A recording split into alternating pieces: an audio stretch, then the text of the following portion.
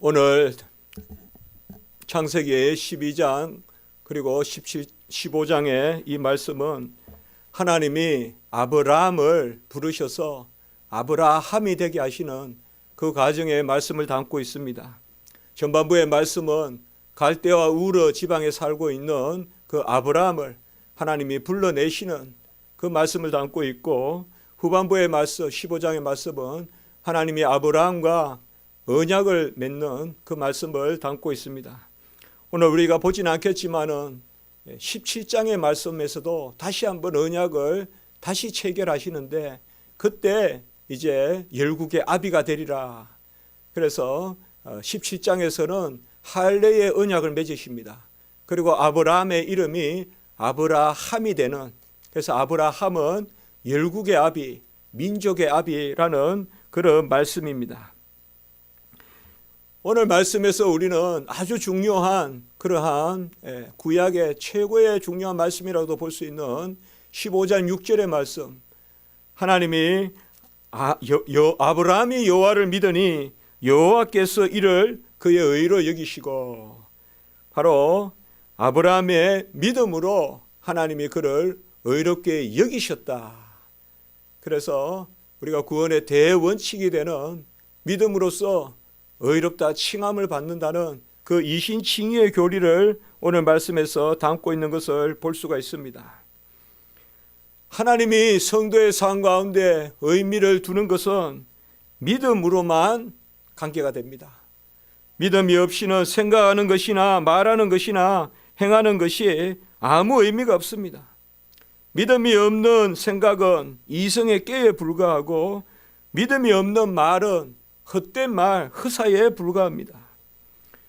그러나 좀 부족해도 믿음이 있으면 하나님이 그 부족하고 미련한 것을 오히려 지혜롭게 하시고, 좀 약해도 믿음이 있으면 하나님이 그 약한 것을 강하게 하십니다. 하나님의 관심사는 오직 믿음밖에 없습니다. 믿음이 없는 모든 일은 한때 형통해 보이는 듯해도 결국 사사누각이라 다 무너지고 맙니다. 믿음이 없는 일은 높이 쌓으면 쌓을수록 바벨탑과 같이 더 크게 무너지는 것을 우리가 볼 수가 있습니다. 예수님의 동생 유다는 혈통으로 구원받은 것이 아닙니다. 예수님의 가족이라고 구원받은 것이 아닙니다. 유다서 1장 3절에 보면 단번에 주신 믿음의 도를 위하여 너희가 힘써 싸우라. 예수님의 동생 유다는 이 가룟 유다 아닙니다, 여러분들. 예수님의 동생 야고보도 있고 유다도 있는데, 이 유다는 초대교회 예루살렘 교회의 대지도자입니다. 그 대지도자로서 유다가 유다서의 3절의 말씀에 보면 단번에 주신 믿음의 도를 위하여 힘써 싸우라, 이렇게 말씀하고 있는 것을 볼 수가 있습니다. 예수님의 동생이라도 믿음으로 구원에 이른다는 것을 알 수 있고, 이 믿음은 단번에 은혜로 주신다는 것입니다. 우리는 믿음이 자란다는 말도 있고 믿음을 더하여 달라는 기도도 있지만, 사실 믿음은 단번에 은혜로 절대적으로 우리에게 임하는 것입니다. 믿음이 있거나 없거나 한 것이지, 사실 믿음이 더하다 덜하다는 것은 부수적인 열매일 뿐입니다. 하나님은 믿음을 주신 그러한 백성을 자기 자녀로 삼는 것이고, 그러므로 항상 연약해 보여도 하나님의 자녀에게는 믿음이 있는 것입니다. 그래서 예배드리고, 그래서 기도하고, 그래서 몸부림치고, 그래서 애통하고 하나님 앞에 눈물 흘리며 나아가는 것입니다. 우리가 막연하나마 하나님을 찾는다면 그것은 믿음입니다. 하나님을 배척하지 아니하고 하나님이 가까이 하기를 원하고 하나님을 찾는다면 그것이 믿음입니다. 믿음은 바로 예수님을 믿는 것입니다. 영원하신 중보자 말씀이신 예수님을 믿는 것입니다. 히브리서 12장 2절의 말씀에 보면 믿음의 주여 온전하게 하시는 이인 예수를 바라보라.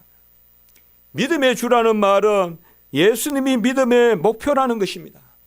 믿음의 지향점, 목표, 그것은 예수님이고, 그 예수님의 십자가의 사역, 그것이 바로 우리가 믿는 목표입니다.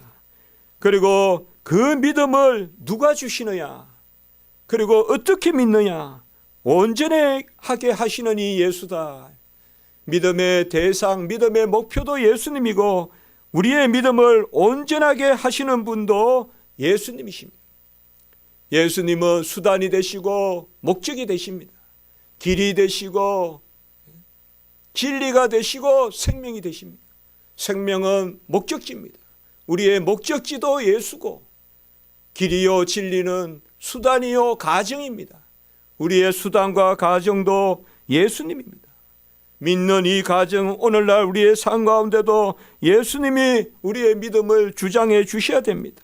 그리고 마지막에 우리가 하늘나라에 가서 새하늘과 새 땅에서 우리가 멸류관을 벗어서 던지는 그분도 예수님께, 보호자의 어린 양 예수 그리스도께 멸류관을 던지면서 일찍이 죽임을 당한 예수님께 찬양을 돌리게 되는 것입니다.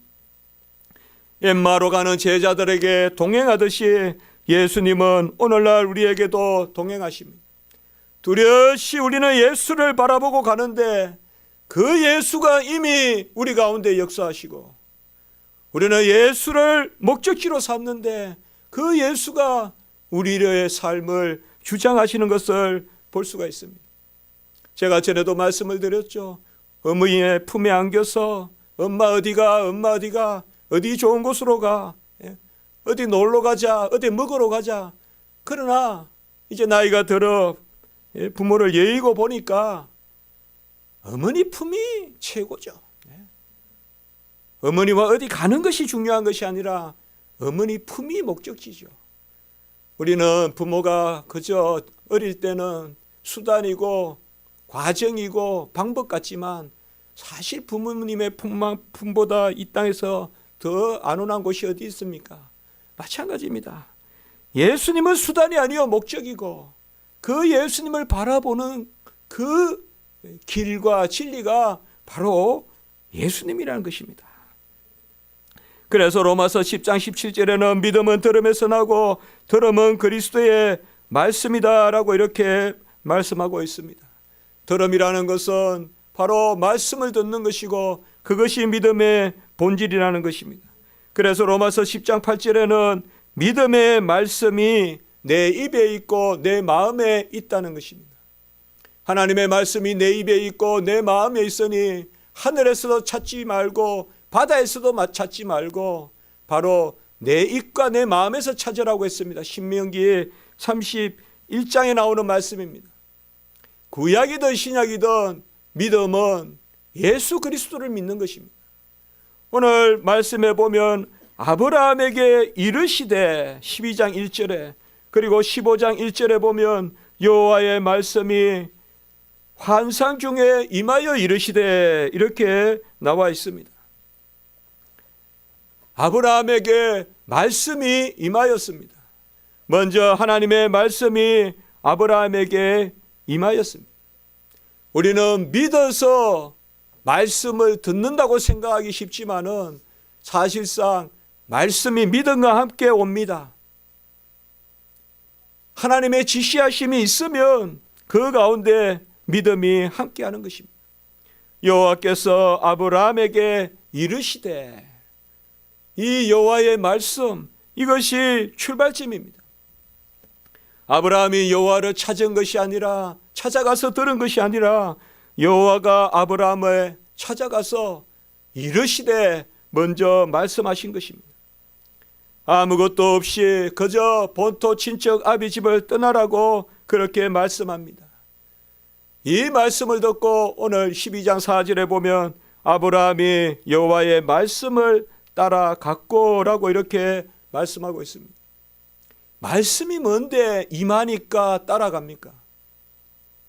갈대와 우르 그 메소포타미아의 가장 세계사 쪽으로 가장 기름진 그 땅을 두고 가나안은 박토입니다. 가나안은 그렇게 기름진 곳이 못 됩니다. 계곡이 많고 조금만 덜이 있냐 싶으면 바로 강야가 있고 조금만 떠내려가면 아주 세계에서 가장 짠물이 있는 염해가 있는 사해가 있는 그곳이 가나안 땅입니다. 훨씬 오늘날 메소포타미아, 이라크 그쪽 땅보다 못한 곳입니다.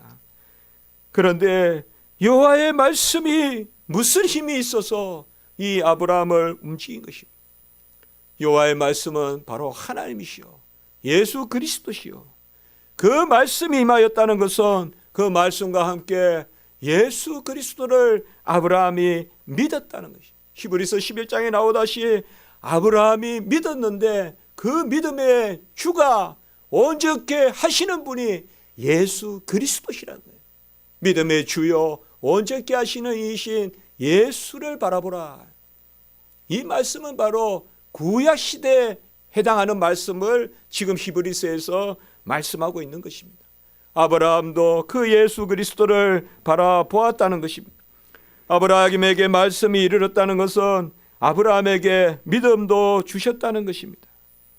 우리는 하나님이 간혹은 보이지 않는 믿음이 아니라 교회에 가라, 예배 드려라, 먼저 우리에게 지시함이 있어요. 그러면 지시함이 있으면 우리가 이끌려 가요. 그러면 그 사이에 뭐가 있느냐? 그 지시가, 그 말씀이 믿음으로 역사하는 거예요. 하나님에 관련된 것은 전부 우리에게 믿음과 함께 오는 것이에요. 그래서 아까 로마서 10장 8절에 이야기했듯이 믿음의 말씀이 우리 입에 가깝고 우리 심령 안에 있다고 그렇게 말하는 것입니다. 아브라함에게 이르시되, 이것은 하나님이 아브라함에게 순간 믿음을 주셨다는 것입니다. 하나님이 말씀하실 때는 믿음을 주십니다. 하나님은 우리에게 귀에만 들리게 하지 않습니다. 우리의 뇌에만 들리게 하지 않습니다. 우리의 심령의 말씀으로 다가오게 하십니다. 그것이 바로 믿음입니다. 그래야 하나님의 말씀이 우리에게 역사하는 것은 오직 믿음입니다. 하나님은 우리에게 말씀을 주실 때 믿음을 주십니다. 그래야 그 믿음으로 힘을 갖게 하시고 그 믿음으로 의지를 갖게 하시는 것입니다. 이것이 바로 아브라함에게 말씀이 임하고 하나님이 아브라함에게 이르시되라는 그 말씀인 것입니다. 이 말씀이 임하니까 본토 친척 아비 집을 떠났다. 너의 고향과 친척과 아버지의 집을 떠나, 이렇게 이야기합니다. 그냥 한 가지만 해도 될 텐데 본토도 떠나고 친척도 떠나고 아비의 집을 떠나라. 고향과 친척과 아비의 집을 떠나라. 이것은 어떻게 보면 아주 떠나는 아브라함의 입장에서는 아주 강하게 내리에 꽂히는 이야기예요. 3번 이야기하는 거예요. 고향을 떠나라, 친척을 떠나라, 아비의 집을 떠나라. 여러분, 떠난다는 게 쉽습니까? 하던 일 그만둔다는 게 쉽습니까? 내가 추구해 오던 것을 일거에 하루아침에 그만두고 방향을 선회한다는 것이 쉽습니까? 3번이나 이렇게 나오는 것은 그만큼 아브라함에게 사무쳤다는 것을 우리가 알 수가 있어요. 내가 내게 보여줄 땅으로 가라. 보여줄 땅입니다. 보여준 땅이 아니라, 이미 보여주고 가라는 것이 아니라 보여줄 테니까 가라라고 이렇게 이야기합니다. 믿음이 없이는 이런 말이 안 들립니다. 믿음이 없이는 보여줘야 갑니다. 그러나 믿음이 우리 안에 역사하면 미래에 보여줄 땅을 미리 바라보고 가는 것입니다. 내게 보여준 땅이 아니라 보여줄 땅으로 가라라고 이렇게 말하고 있습니다. 완전히 버리고, 고향도 버리고, 아비 집도 버리고, 친척도 버리고, 저 땅도 버리고, 지금 씨를 뿌려놓고 곧 싹이 나지만 씨를 뿌려놓은 땅도 버리고 떠나라. 보여줄 땅으로 떠나라라고 이렇게 말하고 있습니다. 홍해를 갈라놨으니까 디제라고 말하지 않아요. 요단의 물을 정지시켜 놨으니까 건너라고 하지 않아요. 홍해에 들어가야 물이 서고 요단의 법궤에 발을 디뎌야 물이 막힙니다. 이걸 바로 믿음입니다. 이 믿음을 아무도 가질 수 없어요. 그러나 하나님이 우리에게 에베소 2장 8절 구원의 선물로 믿음을 주신 거예요. 아브라함이 잘 나서 그 이방에 살던 아브라함이 갑자기 무슨 정신적인 대혁명을 일으켜서 여호와를 쫓았다, 그게 아니에요. 아브라함에게 이르시되 말씀이 임할 때, 주 예수 그리스도가 임할 때 믿음까지 선물로 주셔서 그 말씀을 받게 하신 거예요. 가장 부질없는 게 여호와가 나에게 지시하면 어쩔까? 나는 아무 재능도 없고 나는 믿음도 부족한데, 그런 걱정 마시란 말이에요. 기도하면서 하나님의 지시가 있으면, 교회를 위하여 아니면 우리의 삶을 위하여 지시가 있으면 하나님이 감당할 믿음도 주십니다. 감당할 믿음 주시지 않고 지시하지 않습니다. 감당할 믿음 주지 않고 지시하지 않아요. 저는 작년에 우리 교회 성도님들께서, 우리 집사님들께서 조금 부석부석거리면서 여기저기 교회 알아보신다고 할 때 그때 그런 마음을 가졌어요. 아, 이제는 때가 되는갑다.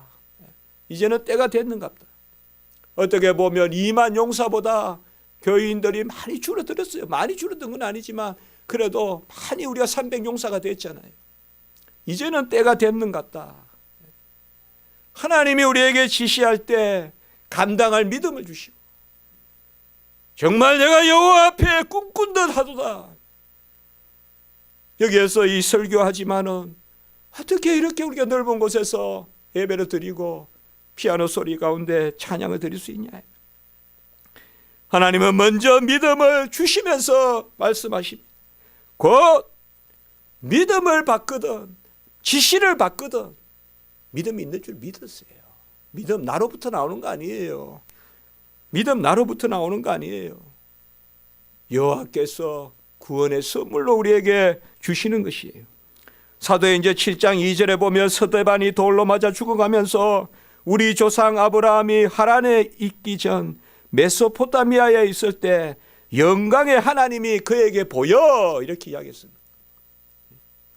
스데반이 그때 순교할 때 쭉 모세 이야기를 가장 많이 하거든요. 순교 당하면서. 그때 메소포타미아에 있을 때 영광의 하나님이 그에게 보였다. 믿음이란 말이야. 메소포타미아에 있을 때 그 아브라함에게 영광의 하나님이 보여. 오늘 15장 7절에 보세요. 그에게 이르시되 이 땅을 내게 주어 소유로 삼게 하러 너를 갈대아 우르에서, 같이 합니다, 이끌어낸 여호와니라. 여호와 하나님이 이끌어내셨다. 불가항력적으로, irresistible, 우리가 거역할 수 없는 불가항력적인 은혜로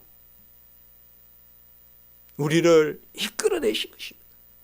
영광의 하나님이 보여 아브라함을 이끌어내서 아브라함은 그 불가항력적인 은혜에 사로잡혀서, 그 말씀에 사로잡혀서 지시하는 것으로 떠나는 것을 볼 수가 있습니다. 성령의 마음이 우리에게 부릴 듯 하는 것이죠. 아브라함에게 믿음을 선물로 주신 것이죠. 그러니 아브라함이 불가항력적으로 순종하지 않을 수가 없어요. 순종은 하나님이 우리를 이끄시는 거예요. 우리의 이성으로 연구해서, 내 이성으로 노력해서 순종하는 거 아닙니다. 기도하지 않고 말씀 읽지 않고 어느 사건, 어느 일만 순종한다, 그건 다 거짓입니다, 여러분들. 순종은 여호와의 역사입니다. 우리의 믿음입니다. 히브리서 11장 8절, 믿음으로 아브라함은 부르심을 받았을 때에 순종하여라고 이렇게 말씀하고 있습니다. 이 믿음을 주실 때 하나님은 두 가지를 우리에게 분명히 드러내십니다. 첫째는 과거와 단절시키십니다. 그것이 회개입니다. 회개가 없는 구원 없고 회개가 없는 믿음 없습니다. 과거와의 단절입니다. 과거를 그저 붙들고 있으면서 하나님을 믿을 수는 없습니다. 바알이냐 여호와냐를 결정해야 되지. 바알도 섬기고 여호와도 섬기고 본날 점도 치고 하나님 앞에 기도도 드리고 그렇게 할 수 없다는 것입니다. 한 가지만을 해야 돼요. 단절이에요. 이것을 성경에서는 많은 경우 접을 붙인다고 해요. 접을 붙이는 것은 뭐예요? 이전의 가지에서 잘려나가야 접을 붙여요. 두 나무에 연결해서 사는 그러한 가지는 없어요. 이전 가지에서 잘려서 다른 가지에 붙여지는 게 접붙임이에요. 과거와의 단절이 없는 그러한 접붙임은 없어요. 과거와 단절을 해야 돼요. 그리고 두 번째로 필히 우리에게 주시는 것이 바로 복을 주십니다. 오늘 보면 12장 2절에 너는 복이 될지라 라고 이렇게 말씀하고 있습니다. 땅도 주고 후손도 주는데 그거보다 중요한 것은 땅이 아닙니다. 가나안 땅에 모압과 암몬이 살면 밀곤과 몰록신을 섬겨요. 자녀들을 불태워 죽이는. 같은 가나안 땅에 이세벨이 살면 바알과 아세라를 섬겨요. 중요한 것은 땅 그 자체가 아니에요. 복이에요. 후손이 많다. 그것이 중요한 것은 아니에요. 복된 후손이 많아야 돼요. 그러면 복이 뭘까요? 제가 그저 좀 쉽게 한번 정의를 내려봤습니다. 복이라는 것은 하나님께 속하여 곧 하나님의 자녀가 되어 하나님의 것을 누리고 드러내는 것, 그것을 제가 복이라고 한번 정의해 봤습니다. 어렵게 학문적으로 정의하다기보다 성경의 말씀에서 신령한 복은 뭐냐? 하나님의 자녀가 되어, 하나님의 자녀가 되는 것은 하나님과 하나가 되는 것과 똑같습니다. 요한복음 17장 21절에 나오듯이 아버지와 내가 하나이듯이 그들도 우리와 하나 되게 하소서.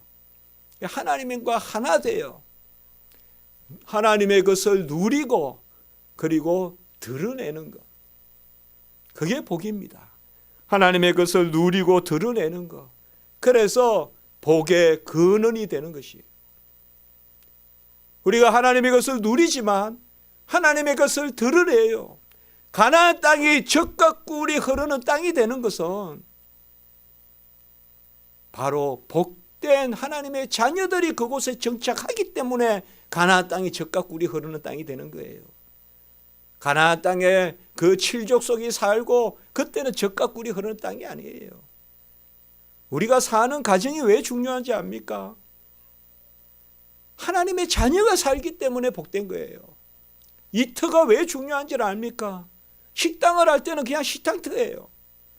그러나 하나님의 자녀가 이곳에서 모여 예배 드리기 때문에 이곳은 복된 것입니다.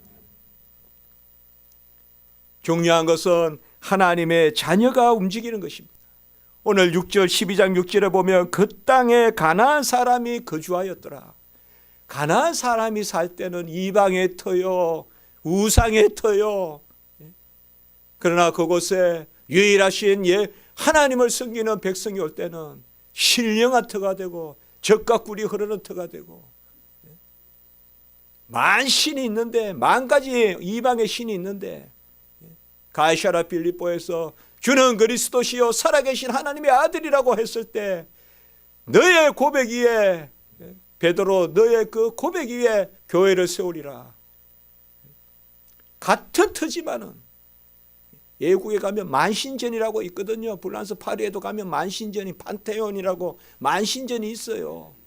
같은 땅이라도 이방이 머물면 만 가지 신이 있어요. 지금 일본같이 우리나라도 어떻게 보면 만신전이에요. 무슨 계란신이니 달걀신이니 온갖 신들 다 있어요. 그러나 예수 그리스도가 하나님이 임하면 바로 복된 것이죠.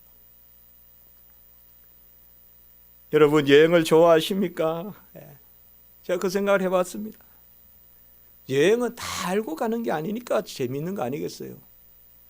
그곳에 가서 묵고 먼저 막 집에서 다 준비해가지고 가장 맛있는 데 찾아간다고 해서 아니잖아요. 가보니까 막 광고도 좋고 하지만 그 동네 사람들한테 가서 물으면 야 어느 집이 맛있다.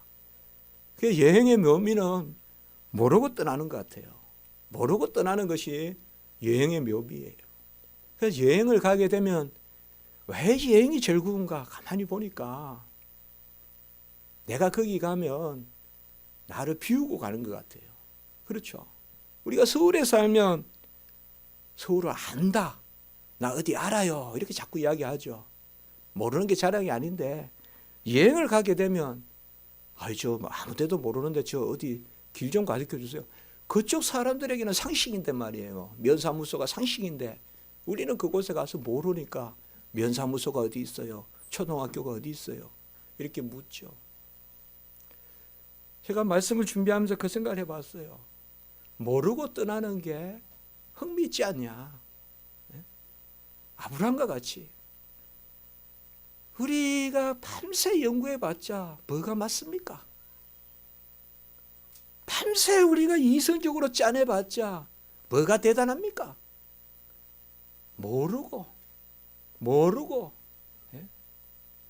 어떻게 보면 우리의 이 이생의 삶도 나그네 강야의 삶도 모르고 가는 거예요.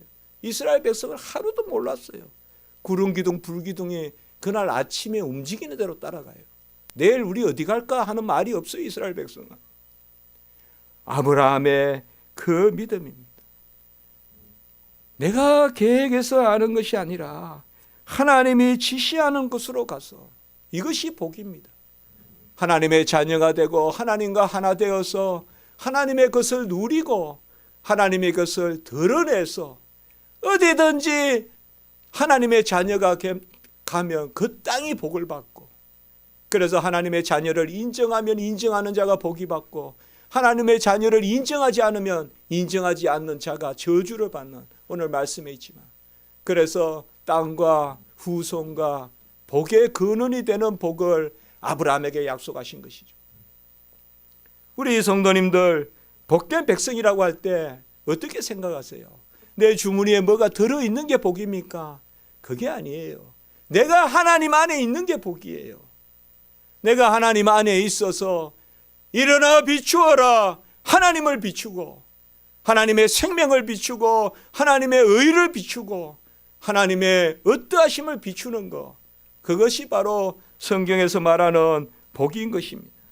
오늘 12장 3절에 보면 땅의 모든 족속이 너로 말미암아 복을 얻을 것이라 라고 이렇게 말씀하고 있습니다.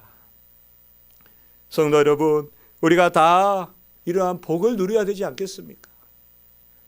복이라고 하면 형통이라는 단어를 제일 먼저 떠올리지만 그 전에 한 가지가 꼭 있습니다. 진리 가운데 형통입니다. 그게 복입니다. 이걸 성경에서는 선이라고도 합니다. 선하신 하나님, 복되신 하나님 같은 말입니다. 성경에서 선의 개념은 복의 개념인데 꼭 진리 가운데 형통을 뜻합니다. 말씀을 들어야 됩니다. 하나님이 지시하시는 곳으로 가야 됩니다. 하나님의 말씀을 떠나서 형통한 것은 복이라고 하지 않습니다. 우리가 기도를 할 때 하나님의 말씀을 다 내려놓고 하나님의 말씀을 다 무시하고 복만 달라고 한다면 그건 기복이라고 합니다. 그건 기복적인 것입니다. 기복적인 것은 높이 끌어올려서 툭 떨어뜨리는 것입니다. 그러나 아브라함이 복이 될지라, 오늘 12장 2절에 너는 복이 될지라 라고 말한 이 복은 하나님의 말씀을 듣고 진리 가운데, 다 우리가 정리하면 어떨까요? 말씀을 듣기에 힘쓰면 됩니다. 그러면 그 안에 믿음이 있고 그 안에 복이 있습니다. 여러 가지 생각하지 마세요. 말씀 들으면 돼요. 이는 내 사랑하는 아들이요 내 기뻐하는 자니, 같이 합니다. 너희는 그의 말을 들으라. 마태복음 17장 5절이에요. 변화산에서 하늘에서 울려난 음성이 너희는 그의 말을 들으라. 들으면 돼요. 하나님의 말씀 듣고 말씀 들으면 믿음의 역사가 일어나고 그 안에 언약의 복이 있어요. 말씀을 떠난 복은 없어요. 진리를 떠난 복은 없어요. 그것을 오늘 아브라함에게 말씀하여 주신 것입니다. 이것이 전적으로 믿음으로 말미암은 것입니다. 하나님이 복을 주시는데 15장 6절 아까 모두의 말씀을 드렸듯이 아브라함이 여호와를 믿으니 여호와께서 이를 그의 의로 여기시고 이렇게 했습니다. 앞으로 성경에 믿으니 이런 말씀이 나오거든. 믿음을 선물로 받으니 라고 생각하세요. 믿음도 은혜입니다. 믿음도 하나님이 주신 선물이에요. 여호와를 믿으니 아브라함의 공로가 아닙니다. 하나님이 우리에게 주신 것이 믿음입니다. 어제 생강꽃이 피었습니다. 저는 꽃 이름을 별로 모릅니다만 여기 뒷산에 가면 생강꽃이라고 우리 저번에 설교할 때 그때 청계산에 우리가 기도하러 갔는데 생강꽃이 많이 피었더라. 그때 우리 사모님께서 꽃도 찾아보고 하셨던 기억이 납니다. 벌써 이제 한 3, 4년 된 것 같은데요. 한 4, 5년 됐는지도 모르겠습니다. 여러분 여기가 생강꽃이 참 많은 곳에 여러분 와 있습니다. 지금 같은 꽃이라도 우리가 복되니까 그 꽃이 복돼요. 그렇죠. 항상 그게 정말 감사해요. 저는 어릴 때 우리 고향에 꽃이 많아서 아주 꽃이 많은 것 같은데 별로 꽃에 대한 아름다운 마음은 없어요. 요새는 나이가 들어서 오히려 주변에 꽃이 몇 송이만 피어 있어도 막 꽃이 많다. 그 너무 좋은 거예요. 꽃이 너무 좋아요. 이제 저 꽃이 또 우리 여기 앞에 가다 보면 있잖아요. 당매하니 또 사과꽃이니 다 있어요 여기에. 뭐 나무 뭐 다 있어요. 여기 가다 보면 꽃 많아요. 여기에요. 또 팻말을 붙여놓은 데도 있고요. 무슨 원출이니 무슨 많아요. 꽃이. 중요한 것은 꽃 그 자체가 아니라 우리가 복된 백성이기 때문에 그 모든 주변의 것이 아름다워 보이는 것이죠. 하나님의 말씀을 듣고 아멘하고 복을 누리면 하나님이 모든 것을 온전하게 하십니다. 어떻게 보면 우리 인생은 여호와께 고백이 없으면 우리 인생 헛돼요. 아무 즐거운 것도 없고 아무 의미도 없어요. 내가 하나님 앞에 즐거워하고 이 봄날 작은 들꽃 하나도 고백하면 그게 감사한 거예요. 그게 화목이에요. 그게 하나님과 하나가 되고 하나님과 친하게 지내는 거예요. 구약 때는 화목제를 올렸지만 지금 구약 때는 감사제를 올렸지만 지금은 십자가 보면서 감사하고 내가 구원받은 백성을 감사하고 모든 만물을 즐거워하고 그게 감사제 드리는 거고 그게 화목제 드리는 거예요. 길 가다 까치에게 한번 농담도 던져보고 그게 복을 누리는 거예요. 기도드리겠습니다. 거룩하고 자비로우신 하나님 아버지, 은혜와 사랑을 감사를 드립니다. 아브라함과 같이 우리에게도 말씀 주시고 믿음 주셔서 복된 백성 삼아 주시니 감사합니다. 가나안 땅이 기름진 것이 아니라 그 땅에 복된 백성이 사니 젖과 꿀이 흐르는 줄 믿습니다. 우리 집이 좋은 것이 아니라 우리 집에 사는 우리가 하나님의 은혜를 받았으니 우리의 터가 형통할 줄 믿습니다.